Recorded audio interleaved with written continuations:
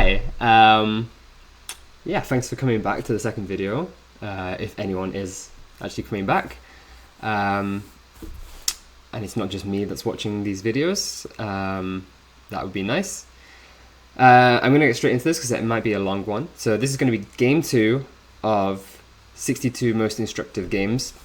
And this is a game between Tal and Lissitzin in 1956. And you'll see that the instructive side of things comes a little bit later, with a pretty impressive king walk by Tal. But let's just get straight into it. So we get white playing e4, c5, so we get a Sicilian, knight f3, d6, d4, c takes d4, knight takes d4, all very normal, knight f6, knight c3 defending the pawn, g6, and then here we get f4, which is obviously very an aggressive approach. Here, main move is just to develop bishop to e3, something like that, but yeah, f4, Tal is showing that he's going to be very aggressive in this game. We get knight c6, and we have takes on c6. So now black is going to get this open b file for his rook, and Tal plays e5, and here we get knight to d7. Obviously, if d takes on e5, then we'd have queen trade, takes, and then white is doing very well here. But in the game, it's knight d7, and we have takes, and then bishop e3, just developing the bishop. If instead we had queen d4, which seems good and seems aggressive, simply knight f6 solves everything, allows black to develop the bishop on the next move. So we get bishop e3, bishop e7. Obviously you can't develop the bishop to g7, otherwise the queen will take on d6. Queen to f3. And this is an interesting decision already from Tal. Like, he could develop the bishop to d3 and then have the option of castling kingside. Instead, he's going to be castling queenside in this game.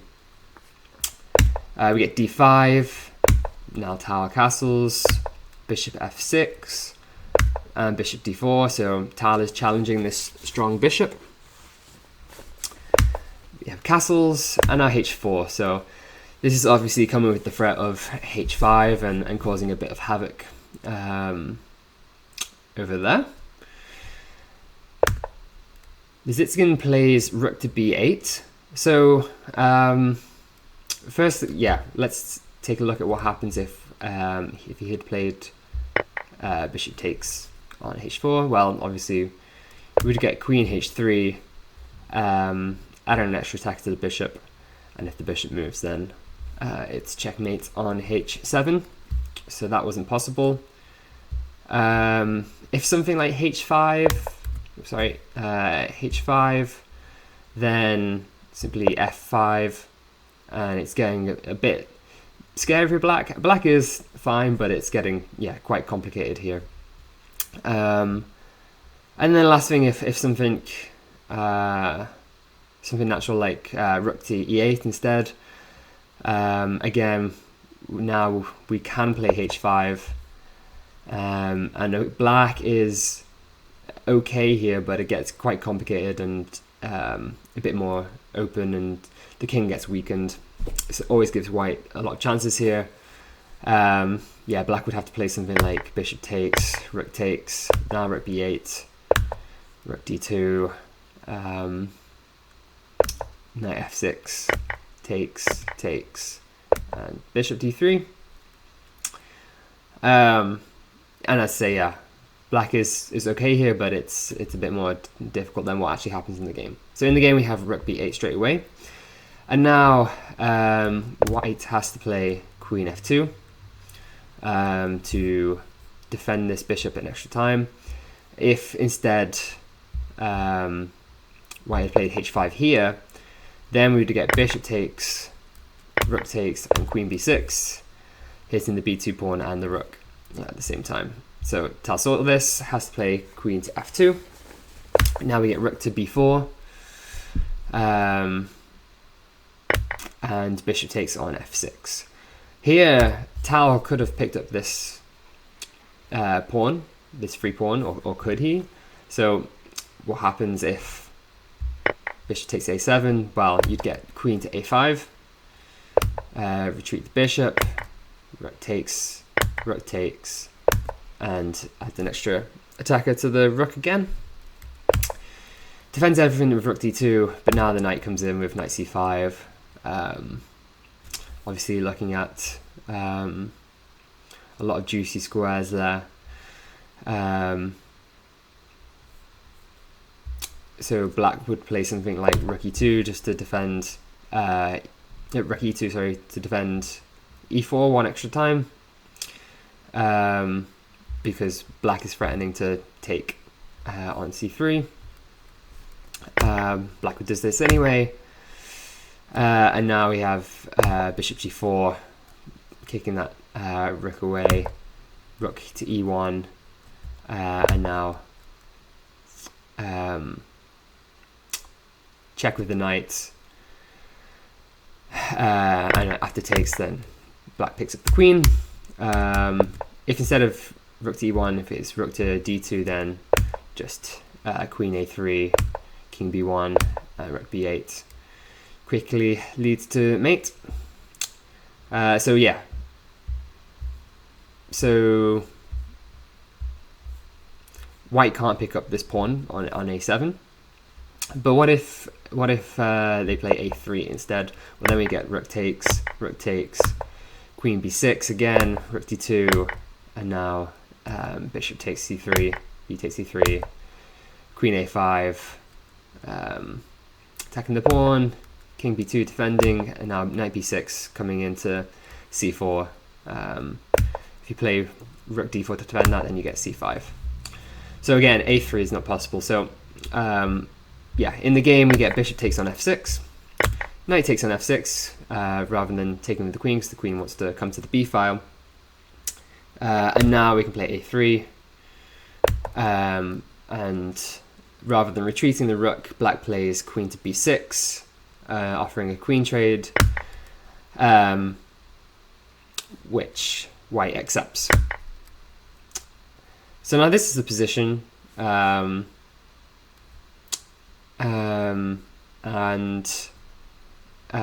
queens are off the board, and white plays knight to a4. So this is preventing c5 from being played, and it also comes with tempo, so white can develop the bishop on the next move. So black retreats to b7 with the rook. We get bishop d3, developing that last piece, and now knight h5 is a very good move. It ties white down to defending these weak pawns before he has a chance to stabilize them. And the only way to defend that pawn on f4 is rook h to f1. And now, whilst white is tied down to defending these pawns, black plays rook to e7 and tries to gain control of that e file. And here Tal is in a difficult situation, and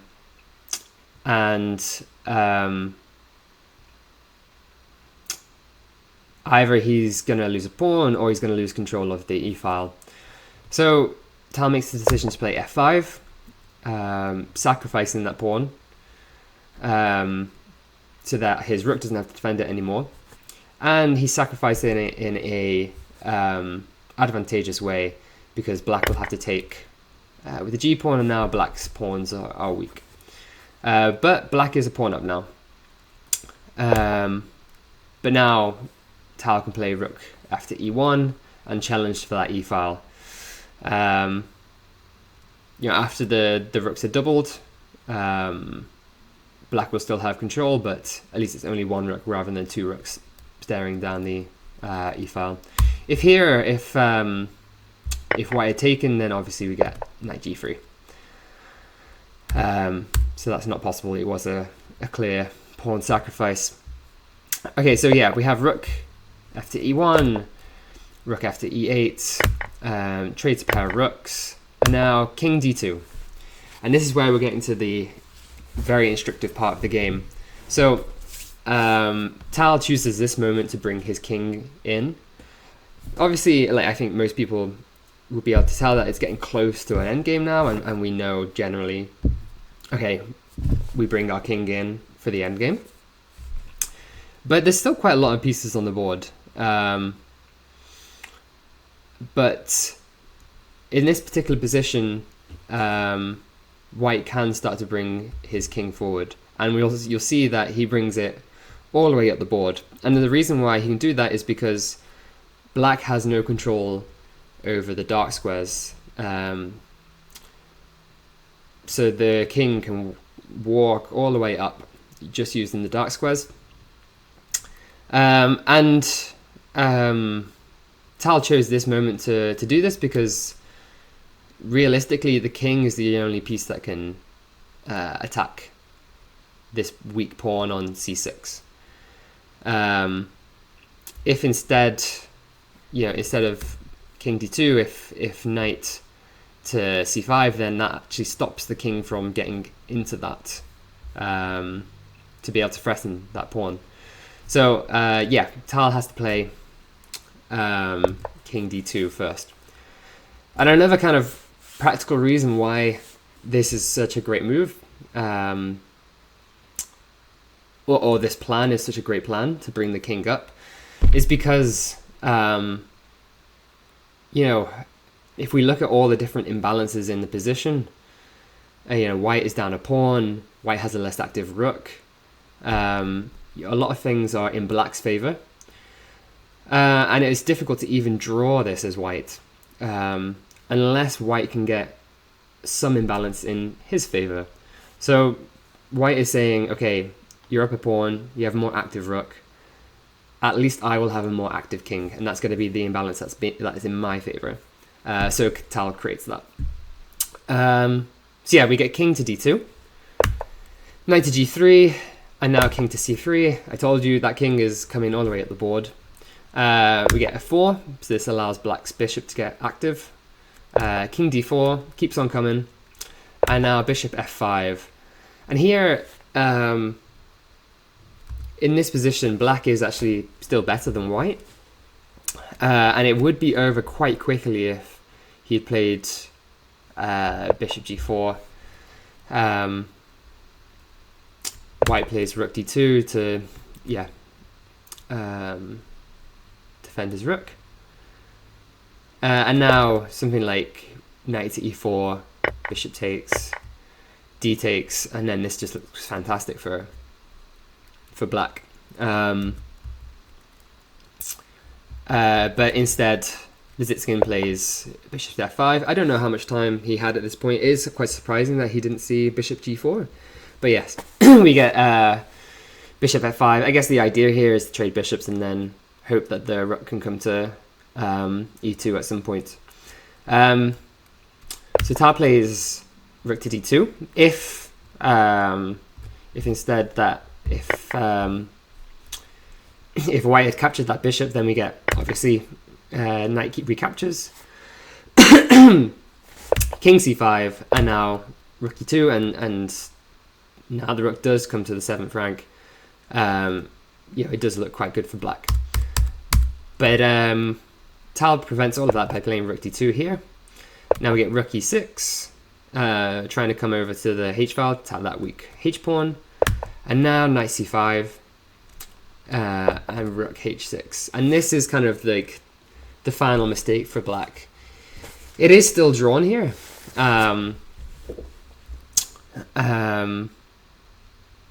but it starts to become very tricky for him. So yeah, obviously Black is going after that weak h pawn, but this move allows the king to come to e5, followed by d6 if the pawn is taken. And then from there, the king can start to attack c6 and a7. But yeah, there are some ways for black to hold this as a draw, but it becomes very, very difficult. And in all of them, you know, white gets this past a pawn after white pushes. So it does look very scary, but those are the only ways to save this as a draw, so you can't really blame Lissitzin for not finding these. But as I say, yeah, king comes to e5 because black has allowed it. Bishop takes on d3. C takes on d3. Here, if we had rook takes on d3, then rook takes on h4 is winning again. So if we get king to d6, we get rook to h2, attacking the pawn, and if white tries to defend it, then we just get f3. So c takes d3 was the correct decision. Black takes the pawn anyway, and now king d6. And black thinks everything's safe here because he can come back with a check and defend the c6 pawn. However, now the king is going after that a7 pawn. So we get knight to f5, king to b7, knight to d4, rook to f2, attacking that f pawn. If instead the king took on a7, then again we get rook to h2, pawn to a4, and then f3. So white has to stop this f3 move, and does that with rook to f2. A5, defending that pawn, but now white can take this f pawn. And black is still up a pawn here. But yeah, the difference in king activity is the major factor here. So we get knight to e6, rook g4 with check, king f8. If instead black blocks with the rook, then we just get takes, and then white's king eats up all the pawns and creates a pass pawn on b4, and it's easily winning. So yeah, king f8, and now king c6. King takes on c6. So now the material is equal. White's won back the pawns, and white doesn't care about any discovered check that could happen in this position. We end up getting knight takes c6, sorry, knight takes c5, king takes c5, and rook e6. And this is to provoke king to take on d5, which happens in the game. So then black can play rook to b6 because the king's moved from c5. And then after b4, a takes b4, a takes b4. And at least now it's like an isolated pawn on b4 rather than a connected b4. And black tries to bring the king in as well to help out. But now you'll notice that white is actually the one that's up a pawn. And this all came from having a much more active king in the endgame, which is something that we know. But how Tal did it, and knowing when to do it, and knowing that he was able to do it, is what is very instructive about this game, I think. So we get king c5, rook f6, rook d4, stopping the king from coming over, rook f5 check, king b6, rook f6 check, king c7, and no more checks. So rook f5, and now rook e4, check, push the king even further away, because the white king had created a barrier. And now king c6, ready to escort that pawn up the board. Rook f2, we get g4, just defending that pawn. h5, and this is pure desperation now. Black's hoping that, you know, when white takes the pawn, he'll have his own pass pawn on the f file, but it's very, very desperate. If something like rook c2 instead, then we'd get rook c4, and then it becomes a very easy win. So there wasn't much there for black anyway. Yeah, we get h5, white does take, and then we get king g5, b5, f5, rook b4, putting the rook behind the pawn, f4, b6, f3, b7, and white's pawn's just quicker, so black resigned here. The reason being, you know, if we got something like rook c2, king d5, f2, it looks like both players make a queen, but white makes a queen first and gets the first check. So we get b8 queen, f1 queen, and then queen g3 check. And then after king f6, there's many ways to win checkmate here. I mean, you could pick up the queen with rook to f4, but there's checkmates with the queen and rook. So I think queen to e5 leads to checkmate here. Obviously, in this position, if black goes this way, then it's just checkmate, or here, checkmate. Yeah, so that's the game. Tal was a little bit worse for most of the game, but